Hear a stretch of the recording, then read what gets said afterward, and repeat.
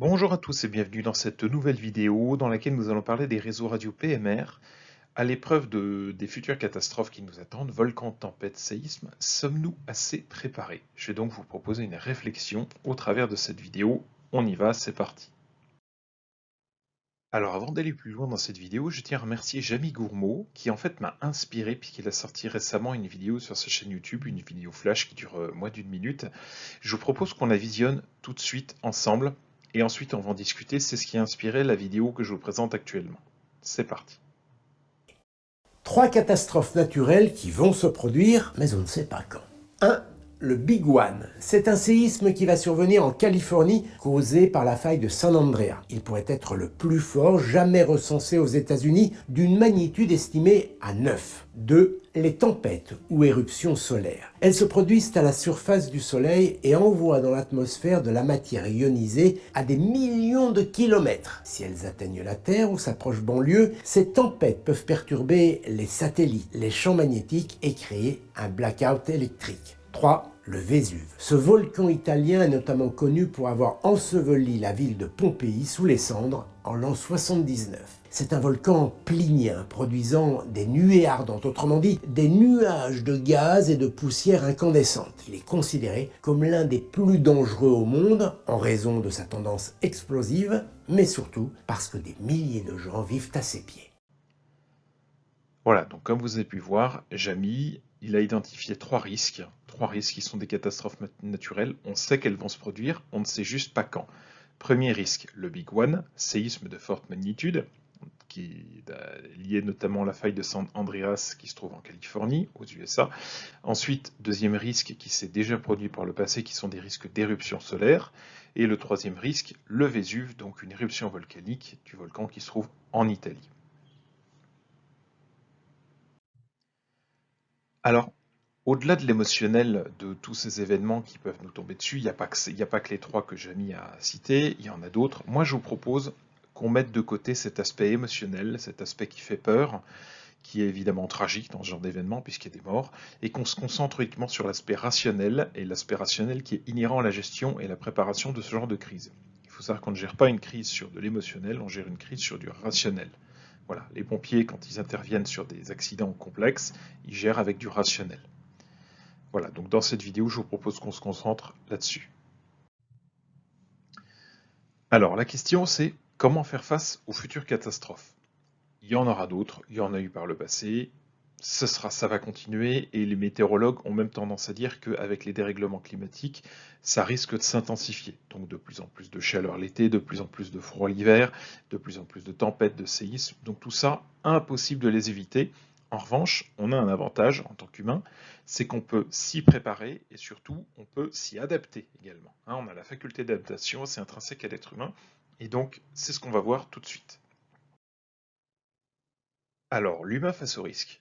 L'humain, pour moi, il est un défaut, mais deux super qualités.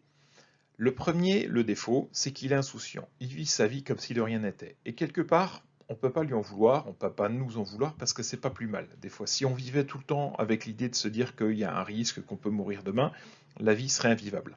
En revanche, quand une crise survient, quand une catastrophe survient, l'humain, il développe à ce moment-là, où il met en lumière plutôt deux de ses qualités, c'est l'adaptabilité, donc il devient adaptable, et la résilience. Preuve en est, avec les 2 années de Covid qu'on vient de vivre là, où le Covid est arrivé dans nos vies de façon impromptue, de façon totalement imprévue, ce virus qui sortait de nulle part a complètement paralysé le monde entier. Mais qu'est-ce qui se passe 2 ans après? On s'aperçoit que ça n'a pas toujours été facile, mais on a su s'adapter. Voilà. Donc c'est le principal, ça c'est les deux qualités de l'être humain, on s'est adapté et on est résilient aujourd'hui, on a su faire avec ou différemment. Alors, comment faire face aux risques? Moi, je vous propose dans cette vidéo une réflexion, un plan d'action. On va parler des radios plus tard, mais d'abord un plan d'action qui peut être utilisé partout pour tout le monde, que ce soit à titre personnel, par nos gouvernants, par des élus, peut-être le maire d'une commune qui a des risques spécifiques. Et c'est une idée qu'on peut reprendre pour se préparer, pour mettre en place un plan d'action. Premièrement, je vous propose d'identifier les risques. Quels risques sont inhérents sur ma commune, sur le lieu où j'habite? Est-ce que j'ai des risques d'inondation, de tempête, de séisme, etc. On va les voir. Ensuite, comment me préparer à ça? Troisième point, comment me responsabiliser? Donc responsabiliser à la fois moi tout seul, les populations qui m'entourent, les voisins, les élus, les dirigeants, nos autorités, etc., etc. Et quatre, on passe à l'action. Passer à l'action, c'est se former, s'équiper, faire des entraînements, des nourritures, pardon, des entraînements, des exercices, et faire en sorte qu'on ne soit pas pris au dépourvu le jour où ça arrive. Alors, premier point, je vous propose d'identifier les risques inhérents au lieu où vous habitez. Est-ce que vous êtes sur une zone qui est susceptible de s'ébouler avec des glissements de terrain? Est-ce que vous êtes en zone inondable? Est-ce que vous avez un risque lié à l'eau? Vagues, submersion, tsunami, débordement d'une rivière, des risques spécifiques, NRBC, nucléaire, radiologique, bactériologique, chimique, sismique, volcanique. Est-ce que vous êtes dans une région dans laquelle il y a des ouragans, des incendies, je pense notamment aux feux de forêt par exemple dans le sud de la France, des avalanches si vous êtes en montagne. Et enfin, est-ce que vous avez un risque géopolitique, un risque de guerre? Je l'ai mis également, puisque en ce moment, avec la guerre en Ukraine, on ne sait pas très bien comment va évoluer le conflit, et potentiellement, on peut se retrouver avec ce risque-là qui rentre en ligne de compte en France. Voilà, c'est une liste non exhaustive de risques, mais donc, première chose à faire, identifier les risques que vous avez chez vous.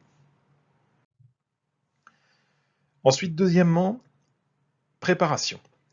C'est important quand on se prépare, qu'on a identifié les risques, d'anticiper plusieurs scénarios. Il va pas forcément se produire les scénarios que vous avez anticipés, mais vous pouvez anticiper, je dirais, du scénario le plus clément au scénario le pire. Normalement, ce qui devrait se produire, vous ne devriez pas être très loin. Vous serez moins surpris si vous avez anticipé plusieurs scénarios, plutôt que si vous n'avez rien anticipé du tout. Un des scénarios les pires que vous pourriez anticiper par rapport à là où vous habitez, c'est imaginer un méga truc, une méga catastrophe qui a tout envoyé balader, comme on voit sur la photo, et on a un blackout complet. Donc les canalisations d'eau, de gaz sont hors service, donc il n'y a plus d'eau, plus de gaz, il n'y a plus d'électricité non plus, plus d'internet, et tout ce qui est téléphone mobile ne fonctionne plus non plus. On peut imaginer également que si c'est une tempête comme ce qu'on voit sur la photo, les routes puissent être impraticables. Voilà, anticiper des scénarios de ce type-là. Et dites-vous, comment est-ce que je peux réagir? Comment est-ce que je m'adapte? Est-ce qu'il me faut du matériel particulier? Voilà, ça fait partie de la préparation, ça fait partie de la réflexion à mener. Ensuite, une fois que vous avez anticipé ces scénarios, vous établissez votre plan d'action.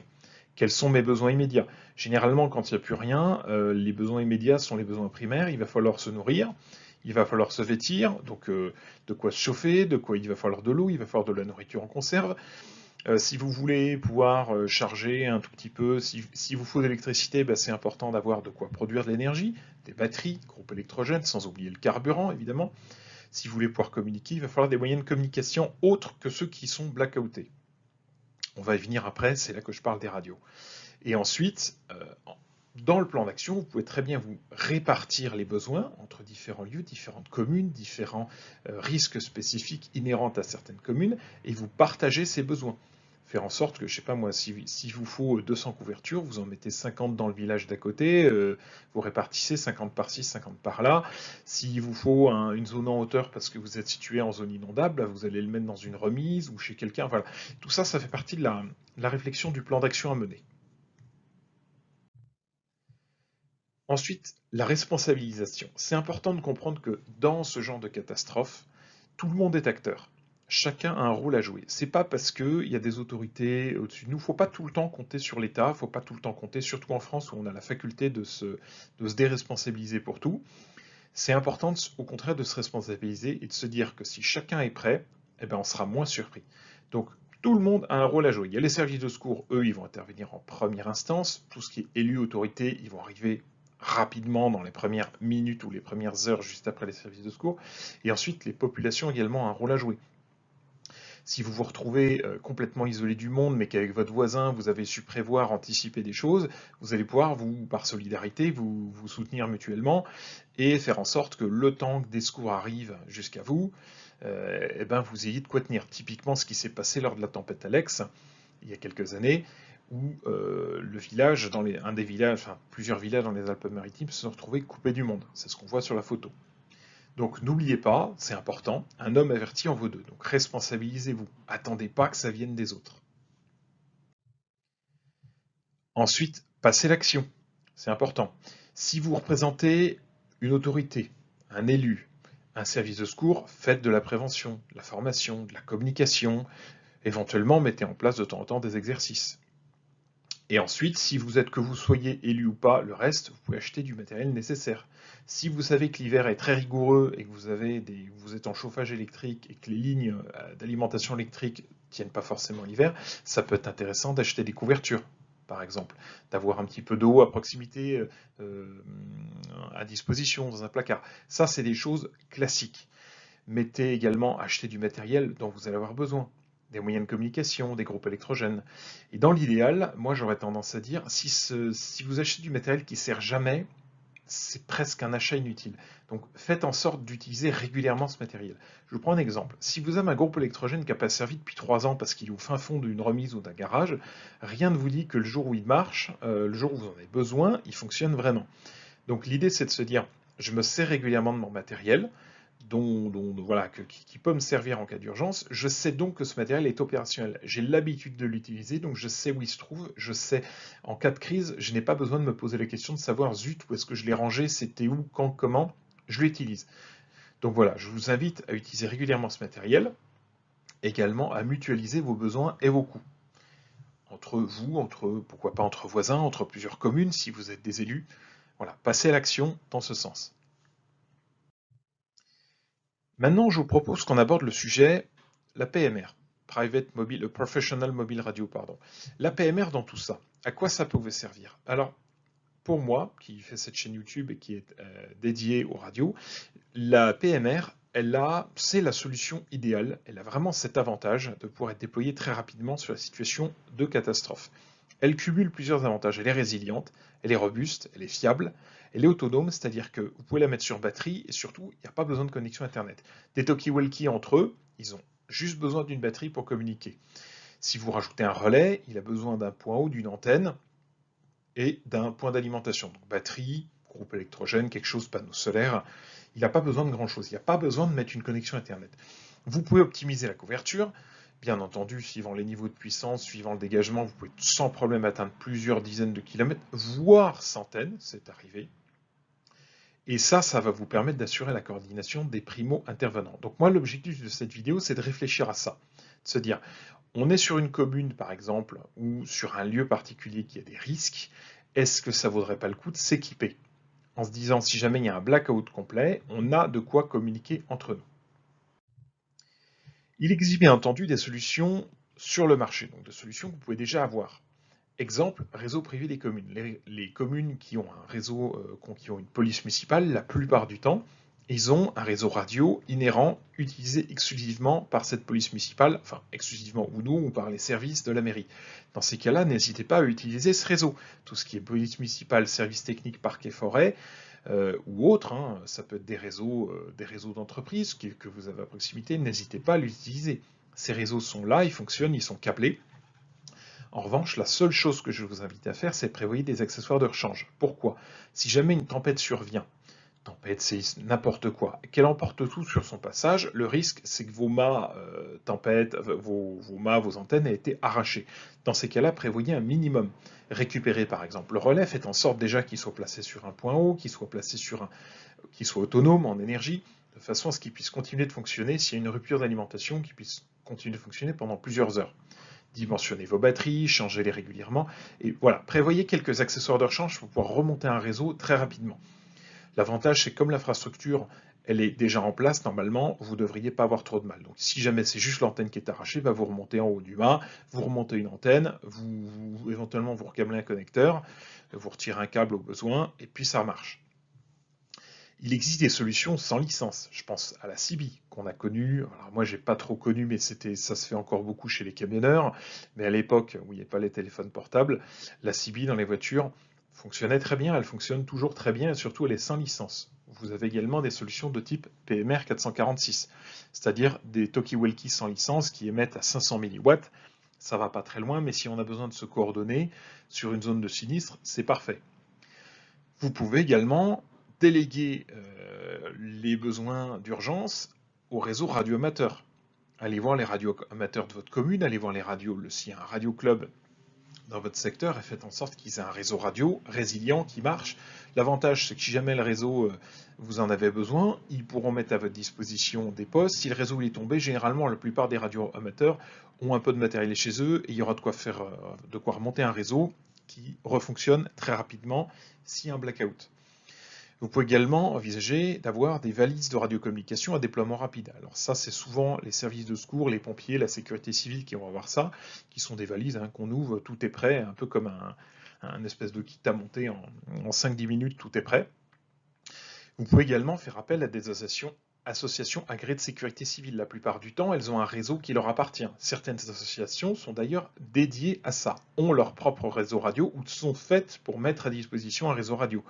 Ça peut arriver, je pense, aux ADRASEC, par exemple, qui sont des radioamateurs spécialistes des radios et qui sont là pour monter des réseaux en cas de catastrophe. Voilà, ce sont des solutions existantes du marché que je vous livre, qui sont peu onéreuses, qui permettent d'utiliser déjà ce qui se fait et qui permettent surtout de vous assurer une continuité des communications, le temps de laisser passer la crise et le temps que les autorités fassent ce qu'il faut, que EDF rétablisse le courant, que le gaz revienne, que l'Internet revienne, etc., etc.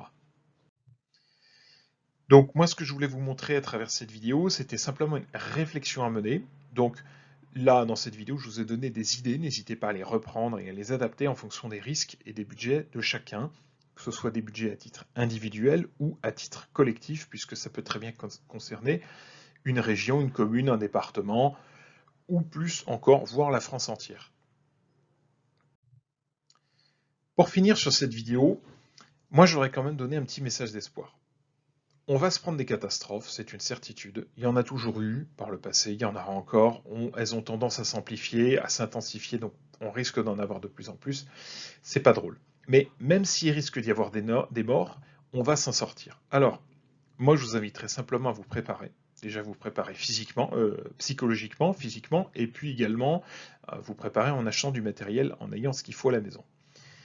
Et les maîtres mots pour moi, pour passer au mieux ces crises et ces catastrophes qui nous attendent, c'est anticipation, préparation, résilience, adaptabilité et solidarité. Parce que j'ai foi dans l'humain et ce qu'on note, c'est que la plupart du temps, quand il y a des catastrophes et qu'on est tous dans le même bateau et qu'il faut tous mettre la main à la pâte pour aider son voisin, aider n'importe qui pour nettoyer, sortir les meubles parce qu'il y a eu une inondation, généralement, il y a un esprit de solidarité intrinsèque à l'être humain qui se met en route. Moi qui ai connu le Bataclan, par exemple, j'ai vu une espèce de grosse solidarité entre les secours, on était tous d'accord.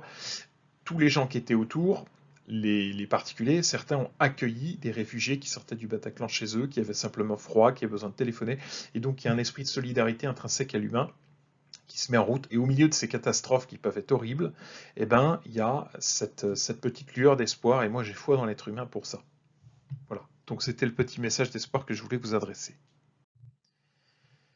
Et pour terminer, c'est une petite page de pub pour mes services. Pour ceux qui ne me connaissent pas, je m'appelle Louis Riguervé dans la vie, je suis ingénieur indépendant en électronique, passionné de radio, passionné de tout ce qui est système radiocommunication, radio amateur à mes heures perdues, passionné d'électronique, passionné de technique. J'ai monté ma société qui s'appelle IngénieSup. Vous pouvez aller voir le site internet qui se trouve indiqué sur cette page. Si certains ont des questions, si certains souhaitent mener une réflexion pour gérer au mieux des crises, si certains ont des risques particuliers inhérents à leur commune, que vous faites partie de populations, que vous êtes peut-être un élu, un maire d'une commune de France, et que vous avez des questions, vous souhaiteriez mettre en place un plan d'action, écoutez, n'hésitez pas à venir me contacter. Vous trouverez sur mon site de quoi me contacter. Vous pourrez également plus facilement me contacter via LinkedIn. Je réponds plus facilement par ce biais-là. Si vous souhaitez mettre en place du coup une solution de radiocommunication un peu résiliente ou réfléchir à ça par rapport aux risques inhérents à votre commune, n'hésitez pas à me contacter. Ce sera avec plaisir que je répondrai à vos questions. J'espère que cette vidéo vous a plu et je vous souhaite à tous une très bonne journée. Merci, ciao, à bientôt dans une prochaine vidéo.